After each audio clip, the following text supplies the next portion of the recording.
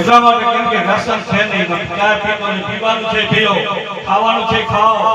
અત્યારે કેમ કે ખાવાની વસ્તુ કોઈ ખાતા નથી. આજે ન ખાવાની વસ્તુ ખાય છે.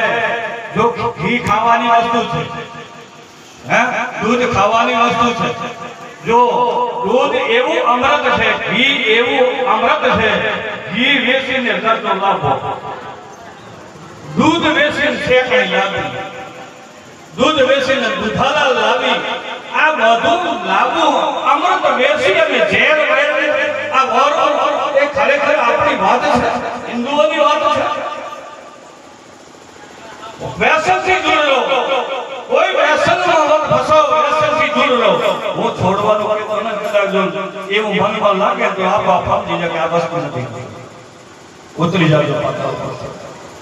એના માટે આપણે વાત કેટલે ચાલતી હતી કે દૂર મત ભાગો, કેમ કે આપણો પરમાત્માએ આ પાંચ તત્વની અંદર પરમાત્મા પરિપૂર્ણ છે.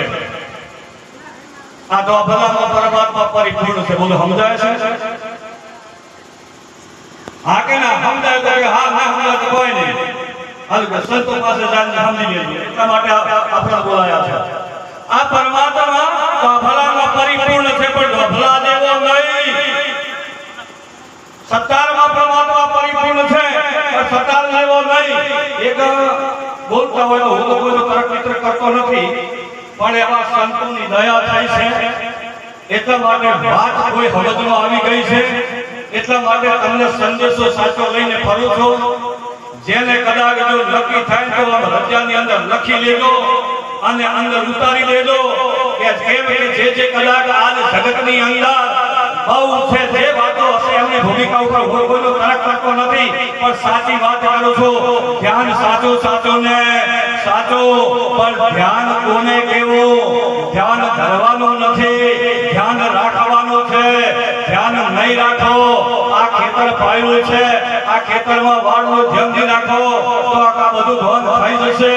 વિચાર કરજો સજ્જનો, આજો આ ખેતર છે, ધ્યાન ન રાખ્યો તો બહુ શિક્ષક વાણી બોલ્યા હતા કે કાળ કરોડને કેદ કર રાખો, જમને મારો લાતો અરે ગરુ સમાન નહીં દાતા. બહુ શિક્ષક વાણી ગયા હતા. એક શબ્દ અમૂલ્ય છે, પણ જ્યાં સુધી શબ્દની આપણે કિંમત નથી ને ત્યાં સુધી આપણી વાત સમજમાં આવતી નથી ને નથી સજ્જનો. કેમ કે અહીં મહાપુરુષો કહે છે, કેમ કે એક શબ્દને અંકશાળીને કીધો છે, પણ જ્યાં સુધી સાચી વાત નહીં સમજાય ત્યાં સુધી તો મેળ